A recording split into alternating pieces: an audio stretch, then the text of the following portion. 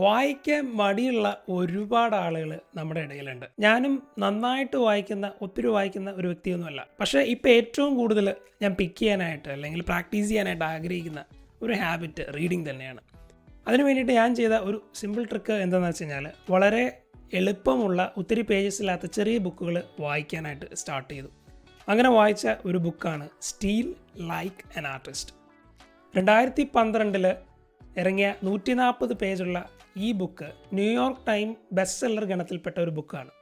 ഈ ബുക്ക് കാണുമ്പോൾ തന്നെ നിങ്ങൾക്ക് മനസ്സിലാവും, ഒരു സ്ക്വയർ സൈസ്ഡ് ഷേപ്പ് ബുക്കാണ്. സാധാരണ ബുക്സ് എല്ലാം ഒരു റെക്ടാങ്കിൾ ലോങ് സൈസ്ഡ് ഷേപ്പാണ്. ഈ ഒരു കാര്യം മാത്രമല്ല യുണീക്കായിട്ട് ഈ ബുക്കിനെ മാറ്റി നിർത്തുന്നത്. ഈ ബുക്ക് ജസ്റ്റ് ഒന്ന് മറച്ച് കഴിഞ്ഞാൽ നിങ്ങൾക്ക് കാണാൻ പറ്റും, ഒരുപാട് ഭംഗിയുള്ള പിക്ചേഴ്സ്, വളരെ സ്പേസ്ഡ് ആയിട്ടിട്ട് ഒത്തിരി നല്ല നല്ല ചെറിയ ചെറിയ പാരഗ്രാഫ്സ് നിങ്ങൾക്ക് കാണാനായിട്ട് സാധിക്കും. ഈ ഓതർ ഓസ്റ്റിൻ ക്ലിയോൺ വളരെ ഭംഗിയായിട്ട് അദ്ദേഹത്തിൻ്റെ എൻ്റെ ലൈഫിലെ പല കാര്യങ്ങളും അദ്ദേഹം തന്നെ സ്ക്രിബിൾ ചെയ്ത ഒരുപാട് തോട്ട്സ് ആയിരിക്കാം, അത് ഈ ബുക്കിൽ കാണാനായിട്ട് നമുക്ക് പറ്റും. ഒരു ഗ്രാഫൊക്കെ വെച്ച്, അതുപോലെ തന്നെ ഒരു പാരഗ്രാഫ്, ഒത്തിരി കോംപ്ലക്സ് സ്ട്രക്ചേഴ്സ് ഒന്നും ഇല്ലാതെ വളരെ ഈസി സെൻറ്റൻസസ് മാത്രം ഉപയോഗിച്ചിട്ടാണ് ഈ ബുക്ക് അദ്ദേഹം എഴുതിയിരിക്കുന്നത്.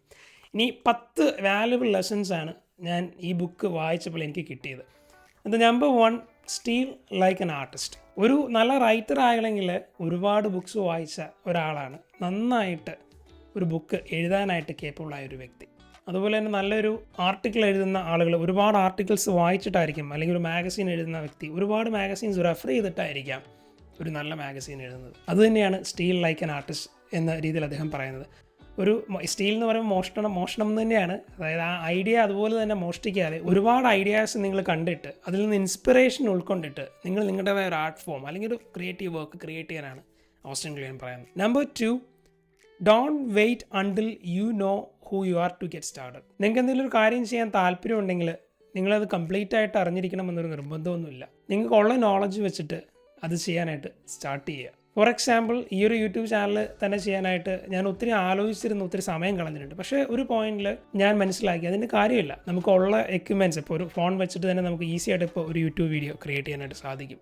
അപ്പോൾ just get started. Number 3, write the book you want to read. സിമ്പിളായിട്ട് പറഞ്ഞാൽ നമുക്ക് എന്ത് കാര്യമാണോ വായിക്കാൻ ഇഷ്ടമുള്ളത് ആ ബുക്ക് ഒന്ന് എഴുതുക. ബുക്ക് എന്നുള്ള രീതിയിലാണ് അദ്ദേഹം പറയുന്നത്, പക്ഷേ അദ്ദേഹം വേറെയും എക്സാമ്പിൾസ് പറയുന്നുണ്ട്. നിങ്ങൾക്ക് ഇഷ്ടമുള്ള ഒരു ആർട്ട് ഫോം പ്രാക്ടീസ് ചെയ്യുന്നത്, അല്ലെങ്കിൽ നിങ്ങൾക്ക് കോഡിങ് പഠിക്കാൻ താല്പര്യമുണ്ടെങ്കിൽ ലൈക്ക് ആ നിങ്ങൾക്ക് ഇഷ്ടമുള്ളൊരു കോഡിങ് ഒരു സാധനം നിങ്ങൾ ക്രിയേറ്റ് ചെയ്യാനായിട്ട് സ്റ്റാർട്ട് ചെയ്യുക. അപ്പോൾ നിങ്ങൾക്ക് എന്താണോ ഇഷ്ടമുള്ളത് അത് നിങ്ങൾ ചെയ്യാനായിട്ട് സ്റ്റാർട്ട് ചെയ്യുക. എഗെയിൻ നമ്പർ 2 ആയിട്ട് വളരെ റിലേറ്റഡ് ആണ്. Number 4, use your hands. ഈ ടോപ്പിക്ക് പറയാൻ വേണ്ടി അദ്ദേഹം ഇതിനകത്തൊരു പിക്ചർ കൊടുത്തിട്ടുണ്ട്. ആ പിക്ചർ അദ്ദേഹത്തിൻ്റെ തന്നെ ഒരു വർക്ക് സ്പേസ് ആണ്. ഒരു ഡിജിറ്റൽ വർക്ക് സ്പേസും അദ്ദേഹത്തിനുണ്ട്, ഒരു അനലോഗ് വർക്ക് സ്പേസും അദ്ദേഹത്തിനുണ്ട്. അതെന്താണെന്ന് പിന്നെ കൂടുതൽ ഞാൻ എലാബറേറ്റ് ചെയ്യേണ്ട കാര്യമില്ല. ഡിജിറ്റലായിട്ട് കമ്പ്യൂട്ടറൈസ്ഡ് അല്ലെങ്കിൽ ഫോൺ ബേസ്ഡ് ആണ് മെജോറിറ്റി വർക്ക് പ്ലേസസും ഇപ്പോൾ. അപ്പം അതല്ലാതെ നമ്മുടെ വീട്ടിൽ വന്നാൽ പോലും നമുക്ക് ഫോണും കമ്പ്യൂട്ടറുമാണ് മെജോറിറ്റി സമയത്തും. അതല്ലാതെ അദ്ദേഹത്തിന് ഒരു അനലോഗ് സ്പേസ് ഉണ്ട്. അതായത് നോട്ട്ബുക്സ്, പെൻസ്, മാർക്കേഴ്സ്, ഹൈലൈറ്റേഴ്സ് ഒക്കെ വെച്ചിട്ട് അദ്ദേഹം ഹാൻഡ്സ് ഉപയോഗിച്ചിട്ട് ചെയ്യാൻ പറ്റുന്ന, ഫോണും ഇതെല്ലാം ഹാൻഡ്സ് തന്നെയാണ്, അങ്ങനെയുള്ള ഉദ്ദേശത്ത് കുറച്ചുകൂടി ക്രിയേറ്റീവായിട്ട് നമുക്ക് ചെയ്യാൻ പറ്റുന്ന ഒരു സ്പേസ് അദ്ദേഹം ക്രിയേറ്റ് ചെയ്തിട്ടുണ്ട്. എക്സാമ്പിൾ തന്നെ എൻ്റെ ലൈഫിൽ ഞാൻ ടു ഡു ലിസ്റ്റ് പണ്ട് കൂടുതലും ചെയ്തുകൊണ്ടിരുന്ന ഫോണിലാണ്. ഞാൻ അതിപ്പോൾ ഇമ്പോർട്ടൻ്റ് ആയിട്ട് എനിക്ക് ബുക്ക് തന്നെ അവൈലബിൾ അല്ലെങ്കിൽ മാത്രമാണ് ഇപ്പം ഞാൻ ഡിജിറ്റലായിട്ട് ചെയ്യുന്നത്. അല്ലാതെ എൻ്റെ മെജോറിറ്റി ടു ഡു ലിസ്റ്റ് എല്ലാം ഞാൻ എഴുതുന്ന ഒരു ബുക്കിലാണ്. അത് ഈ ബുക്കിൽ നിന്ന് ഇൻസ്പയർഡ് ആയിട്ട് ഞാൻ സ്റ്റാർട്ട് ചെയ്തതാണ്. ഒത്തിരി മാറ്റമുണ്ട്. അനലോഗായിട്ട് നമ്മൾ ചെയ്യുമ്പോൾ ഒരുപാട് ക്രിയേറ്റിവിറ്റി ഇൻക്രീസ് ചെയ്യുന്നതായിട്ട് എനിക്ക് കാണാനായിട്ട് സാധിച്ചിട്ടുണ്ട്. Number 5, side projects and hobbies are important.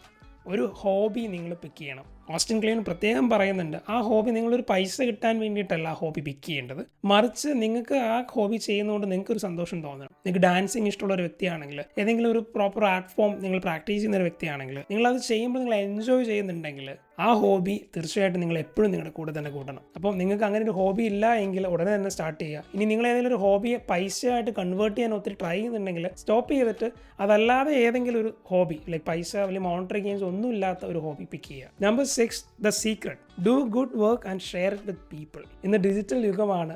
നിങ്ങൾക്ക് നിങ്ങൾ ഏതെങ്കിലും ഒരു നല്ലൊരു ആർട്ടിക്കിൾ എഴുതി അല്ലെങ്കിൽ നല്ലൊരു പടം വരച്ചു, നിങ്ങൾക്ക് അത് ഒന്ന് ഷോക്കേസ് ചെയ്യാനായിട്ട് ഒരുപാട് സോഷ്യൽ മീഡിയ പ്ലാറ്റ്ഫോംസ് ഉണ്ട്. അത് തന്നെയാണ് ഓസ്റ്റിൻ ക്ലിയോൺ പറയുന്നത്, നിങ്ങൾ ആളുകളുമായിട്ട് ഷെയർ ചെയ്യുക നിങ്ങളുടെ ആർട്ട് ഫോം അല്ലെങ്കിൽ നിങ്ങളുടെ ആർട്ട് വർക്ക്. പിന്നെ ചില ആളുകൾക്ക് അവരുടെ ആർട്ട് ഫോംസ് അല്ലെങ്കിൽ അവരുടെ ഐഡിയാസ് പൂർണ്ണമായിട്ട് അങ്ങനെ പബ്ലിഷ് ചെയ്യാൻ ഇഷ്ടമില്ലാത്ത വ്യക്തികളുണ്ട്. അതും ഓസ്റ്റിൻ ക്ലിയോൺ പറയുന്നുണ്ട്. പുള്ളി പറയുന്നത് അങ്ങനെയാണെങ്കിൽ you share the dots, don't connect them എന്നാണ് പുള്ളി പറയുന്നത്. നിങ്ങൾ ഡോട്ട്സ്, നിങ്ങളുടെ മെയിൻ ഐഡിയാസ് നിങ്ങൾ ഷെയർ ചെയ്യുക. ലിങ്ക്സ്, ഇന്റർലിങ്ക്സ്, കണക്ഷൻസ് ഒന്നും ഒത്തിരി എലാബറേറ്റ് ചെയ്യാതിരിക്കുക. Number 7, geography is no longer our master. Covid വന്നതിന് ശേഷം വളരെ റെലവെന്റ് ആയിട്ട് നിൽക്കുന്ന ഒരു ടോപ്പിക് കൂടിയാണിത്. ജോഗ്രഫി പണ്ടത്തെ കാലത്ത് ബ്രിട്ടീഷൊക്കെ ട്രേഡിനൊക്കെ വേണ്ടിയിട്ട് വരുമ്പോൾ അവരുടെ ലൊക്കേഷൻ ഭയങ്കര പ്രൈമറി. വേൾഡ് മാപ്പ് എടുത്തു കഴിഞ്ഞാൽ ബ്രിട്ടൻ, UK കിടക്കുന്നത് മിഡിലാണ്. അപ്പോൾ അവർക്ക് പല സ്ഥലങ്ങളിലേക്കും പോകാനായിട്ട് വളരെ ലെവറേജ് ഉണ്ടായിരുന്നു. പക്ഷേ ഇന്നത്തെ കാലത്ത് എല്ലാം ഡിജിറ്റലാണ്. ഇന്ന് നിങ്ങൾക്ക് വീട്ടിൽ ഇരുന്ന് കൊണ്ട് തന്നെ മൊബൈൽ ഫോൺ വെച്ചിട്ടോ ലാപ്ടോപ്പ് വെച്ചിട്ട് ബിസിനസ് ബിൽഡ് ചെയ്യാം. നിങ്ങൾക്ക് തന്നെ സോഷ്യൽ മീഡിയയിൽ വീഡിയോസ് ഇട്ടിട്ട് പബ്ലിഷ് ചെയ്യാം. നിങ്ങളുടെ ആർട്ട് ഫോംസ്, നിങ്ങളുടെ എന്ത് ക്രിയേറ്റിവിറ്റി സൈഡ് നിങ്ങൾക്ക് ഇന്ന് എന്താ പറയുക കാണിക്കാനായിട്ട് ഒരു